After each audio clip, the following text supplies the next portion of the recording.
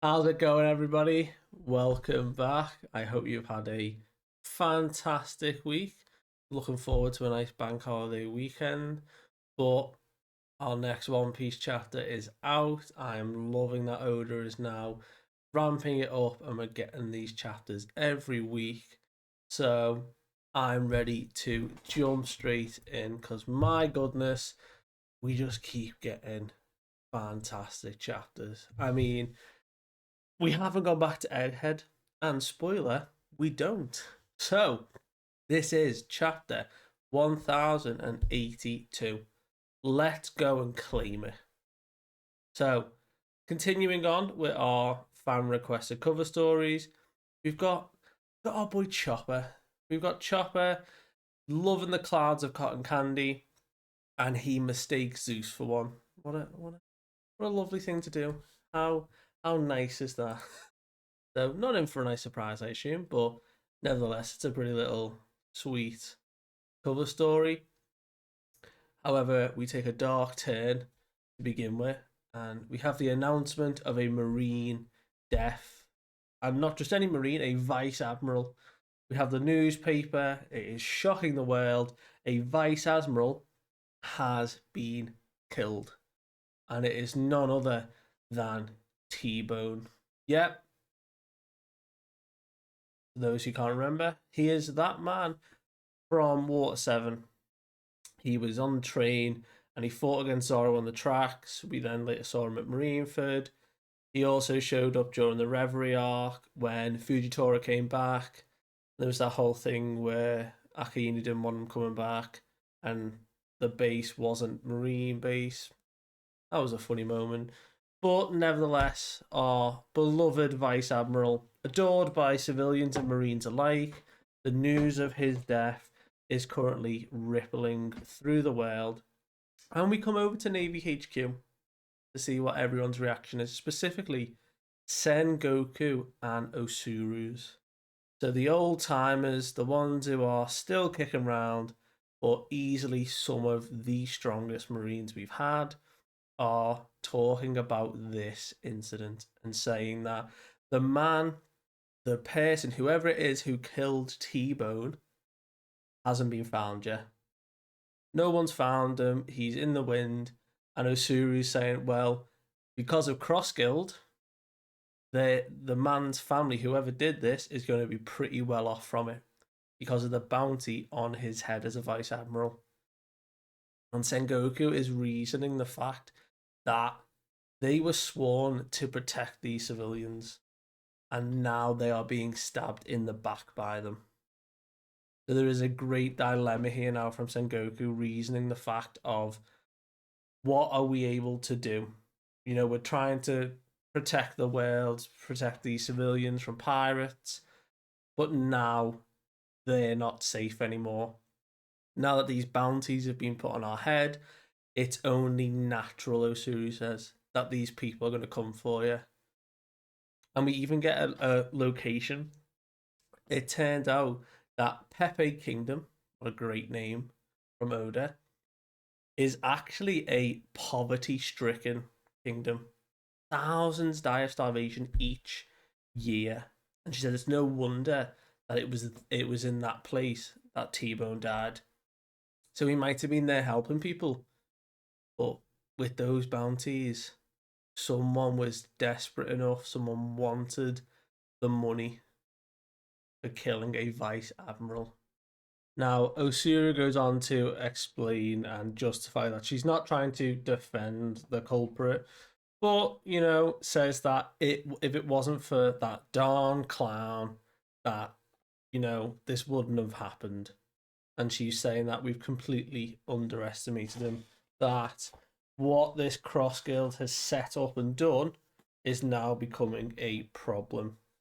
And Sengoku is completely in agreement, saying that we've got to protect, we've got to save the people, we can't be doing it if we're looking over our shoulder. And that Cross Guild needs to be neutralized now. So, no matter what, if Cross Guild isn't dealt with, then that is going to basically cripple the army, the Marines. It is going to make them look so much weaker. because everyone's going to be nervous and not as driven on protecting people if the people are then going to try and gun for them. But at that point, Hina shows up, walking through the lunch hall as it looks like they're having their lunch, and asks where Garp is. So Sengoku's like, there's some new rice cracker flavor, wants to tell about Garp. And Hina's just like, oh yeah, no, he left a couple of days ago, said he was going to go save Kobe. You know, probably teamed up with Sword, I guess. Oh, and your granddaughter Kujaku's with them, obviously. And they're like, whoa, hold up. What? No, don't tell me they've gone to Hachinosu. And that's how we end with just their reaction to Garp having just gone and took thousands of Marines. Well, we don't know what thousands, hundreds, we'll say, hundreds of Marines and many Sword members to just go save Kobe. So fair play to Garp, and we've seen that happening. However, we now get to go to Cross Guilds, and we actually get Empty Bluff Island. So the name of the island, and we see all of the tents for Buggy. So the circus-like tents that are set up across this lovely beach. Similarly, just draped in those circus-like aesthetics. We have a conversation between Buggy and the man who killed Vice Admiral T-Bone. And they're praising him, and they're saying, thank you for, thank God your journey was safe here. We're glad that you were able to do it. The Emperors of the Underworld are thanking you and smiling because of you, Buggy saying. And he's trying to praise this man as a new champion of evil, this evil charisma incarnate, he calls him. And this man's just in tears. He doesn't care about any of this. It's just this old, frail man. Not who you'd picture someone who could kill a Vice Admiral. But I think that's the whole point, because it is just a run-of-the-mill, random dude who managed to get one up on a Vice Admiral and kill him. And this man was so desperate, his only concern was that his family was fed. And he says that. He says, I thank you. I heard that my family received payment. And Buggy's like, don't mention it, you killed one of the finest Vice Admirals. Don't be so humble about yourself. You are real evil. And they're all in just jubilation. And he even says, he couldn't see his family in pain ever again. He didn't want to watch them die of starvation. He just wanted them to be happy. So this man was driven to the end of his limit, that he took the life of a Vice Admiral. But Buggy's loving himself for doing it. So as long as he doesn't get caught, he was like, you know what?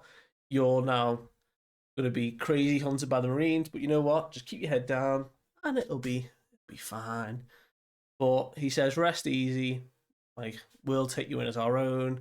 And you see, like, Buggy's crew, like, swarm him, saying, you're on another level, you know what? Like, Buggy, he'll have your back. You know what? He is something different. No 2-bit pirate is like him. And we go into the Buggy chant, Buggy in the flesh. And everyone's praising him. And at that moment, a man barges in and says, Buggy, that it's finished. Something is ready. It's a ship worthy of the Cross Guilds.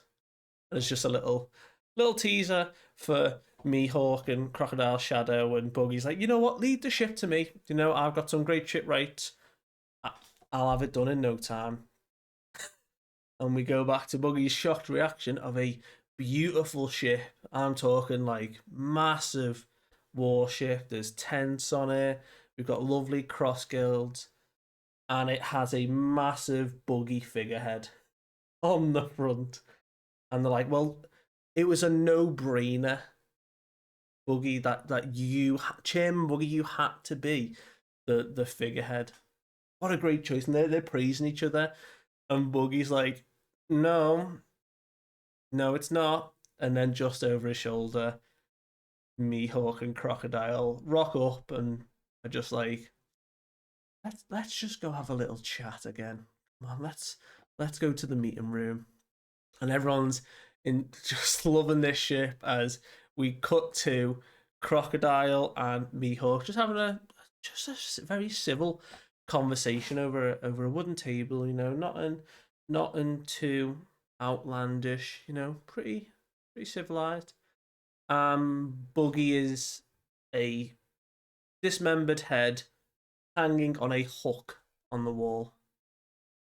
So obviously we know with his power he's going to be fine, but again, it is severely apparent that Buggy is just their front man.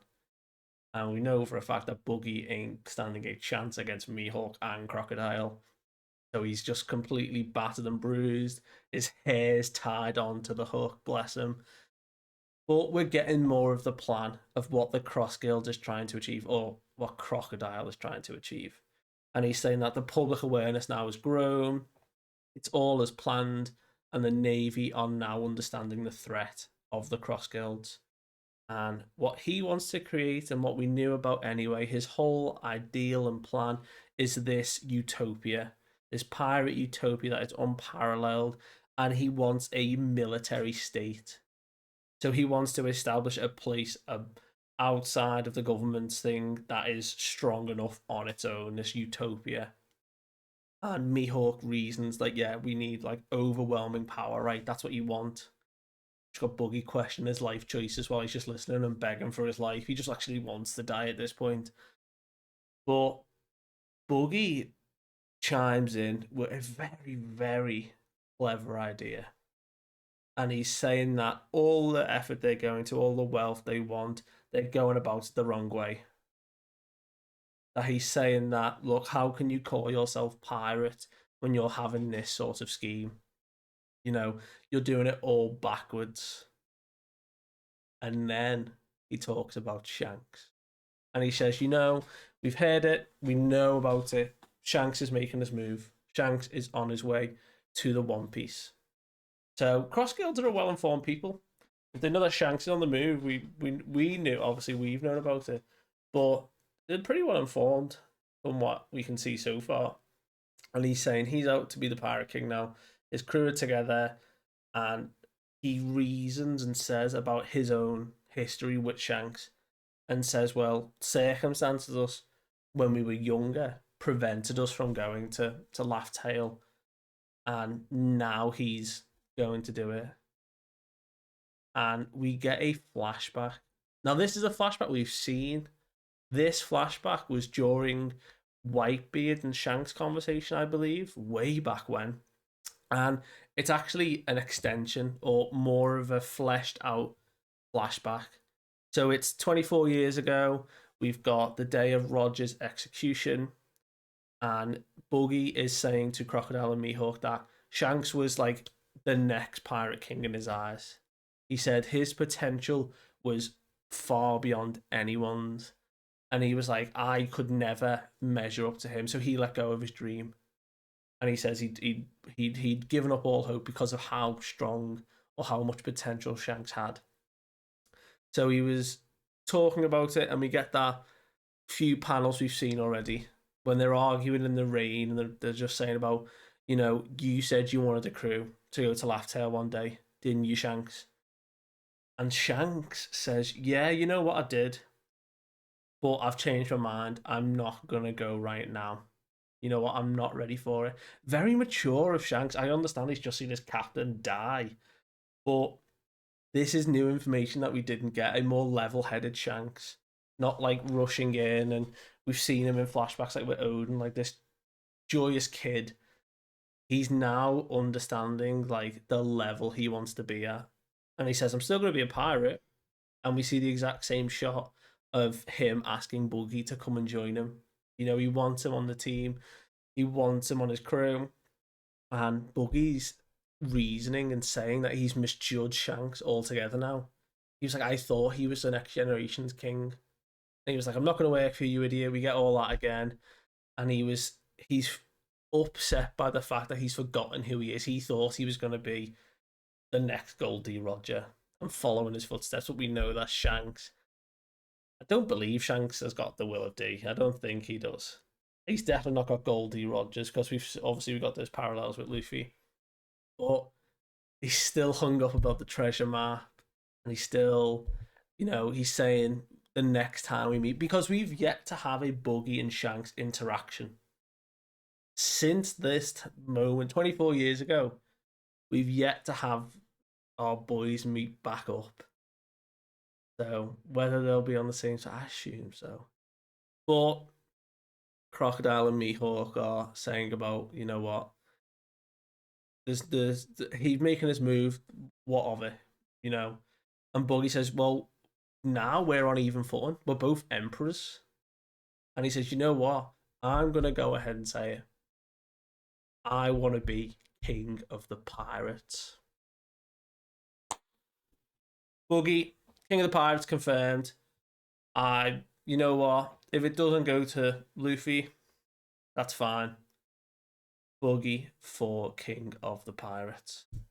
This man has been through so much, and there is no one else who deserves it more. I couldn't get through the rest of that. Bless him. Well, he tries to reason to Crocodile and Mihawk that that title alone will carry the wealth and power, and the thing to get that title is to claim the ultimate treasure. And then Crocodile attacks him again, saying you can't be that deluded that you believe in your own con. That your title's got to your head, and you just think that you can take on the emperors and go and get the One Piece. And even Mihawk, like you expect us, to carry you to the top, to fight Redhair, to fight Blackbeard, to fight Straw Hat. Weird to include them from Mihawk, but I love it. And Crocodile are talking about these games and saying it doesn't matter. And Buggy is, again, he says it doesn't have to be that way. We don't have to fight them. We just need to beat them to the treasure. And fortunately, from the crocodile attack, Buggy's head's rolled off onto the floor next to a transponder snail. And he says, look, I just need to light the fire in these pirates' hearts. And he like must have rolled over. He clicks the snail, and the tannoys come on, and he's shouting now to the island to listen. And Crocodile's like stepping on his head, like, just stop it already.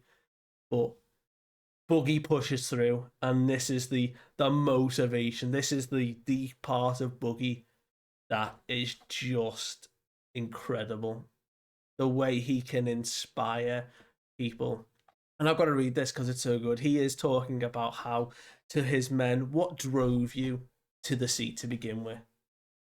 And this spark, and all the people are getting amped up now. They're getting ready, and he's like, "Look, every moment of your life, could be your last. Okay, so why ignore that screaming urge? If you gave up because the reality was too daunting, now is our chance.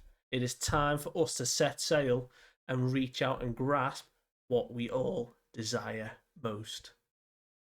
It is time to go and claim the One Piece." Just a pause here. This is now the third or fourth time within the past 3 or 4 chapters that Oda is dropping the name One Piece. I mean, we get it dropped many times, don't get me wrong. Luffy says it every other chapter. But this is now a complete turn in this final saga, and everyone is now mounted for this One Piece. This is the full-scale war Oda was going for. We have so many factions, so many characters, all laying claim for it now and pushing for it. All of the high contenders. And the motivation kicks in. Everyone's going crazy. And Mihawk and Crocodile are not happy. They are furious because there is nothing they can do. Buggy's the head man. He's the face of the Cross Guilds. And now that he's incited this revolution in the Cross Guilds to go and hunt the One Piece, they have to go along with it. They can't just U-turn it now. But We come away and we come over to the Camelbacker Kingdom, come over to the revolutionaries, and we get introduced some new characters. So there are these four suspicious individuals just watching a ship coming over the horizon towards the island, and they're trying to judge whether it's an enemy, an ally, what you think. One of them has a metallic arm, and she is like sort of switching it on, ready to shoot the ship from this distance, or at least when it gets close. But we are introduced to the four vice captains of each army. So the West, East, South, and North army of the revolutionaries. So we have Ushiano, who is a sort of cow-looking man. Looks pretty cool. We don't know if it's a devil fruit, but most likely probably is. And he is Morley's vice captain. So he's for the West. We have Ahiru, who is the girl with the robotic arm. Looks pretty badass, to be honest, this arm. And she is the vice captain of the East Army. So she is Bello Betty's vice captain. We now have Humpty Dumpty himself, Yamble. There is no other way to describe this man. A dungaree wearing Humpty Dumpty. And he is Lindbergh's subordinate. And then we have this really long, lame dude. He's sort of like crouching, but his knees are like already like up here. Sort of like slick back hair, got like goggles on. Maybe I think they get called binoculars at some point. But he is called Giron. And he is Karasu's subordinate, so he's for the North Army. Yamble's for the South, Lindbergh. And the Humpty Dumpty and Giron are wagering whether it's an enemy ship, whether it's an ally ship. And Giron just says, oh, you know what? 1 million berries. Sabo's on that ship. Guarantee you. And he's like, what a crazy bet. You silly man. And then we cut to Ivan and Dragon hearing the news that Sabo has returned. So no surprise to anyone bar the person who believed Sabo was going to be killed at Lelucia, but we knew for a fact that Sabo wasn't going to die like that. And there were indications anyway when Lelucia vanished. There was that whole, the people who saw the light to begin with saw it like head down, whereas Sabo's was side on. So Sabo might have been close by, but he definitely wasn't on the island because he looks fine. He doesn't even look injured at all. A plaster on his nose. Oh, bless him. But he returns on this ship, and he actually returns with a lot of people. Lelutions. So he returned on a Lelution ship, and people are welcoming and getting back and saying, oh, you know what? The woman who was just about to shoot him, Mahiru, with the robotic arm, was like, I was just about to shoot you, glad I didn't. And he was like, you know what? I'm sure you were worried, but thank you for the precaution. And he says that, yeah, this ship was from Lelucia, and that did vanish. We did see it. He said, I'll explain it later. Can you help these people? So I'm guessing that these people are from Lelucia. He was either helping people escape or he knew about something was happening. So he only managed to get somebody off. But Koala comes and gives him the roundhouse kick, but he manages to evade it. And she's just more upset that he was radio silent through this whole endeavor. And he says that there was no way to get a encrypted transponder snail. He left the usual 3-beat code. So the revolutionary have a signal on these codes to make sure that they are keeping in touch if they can't get a encrypted transponder snail, because otherwise the Marines would wiretap and know their every move. So he said, I couldn't risk being monitored. I just had to hope that you heard the signal and you know everything was fine. And she just burst out crying. We get Morley reaction, just crying, and our big man trying to give him a hug, and everyone's like, oh, careful, as he like kicks up the dirt.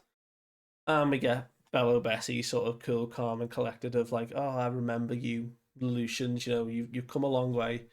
It's a real shame what happened to your homes, but you're welcome to join our cause. So, not activating the devil fruit of like, rousing the frames, but she's very like persuasive and getting these people to say, you know what, get some rest, but we'll talk, we'll get you to join us.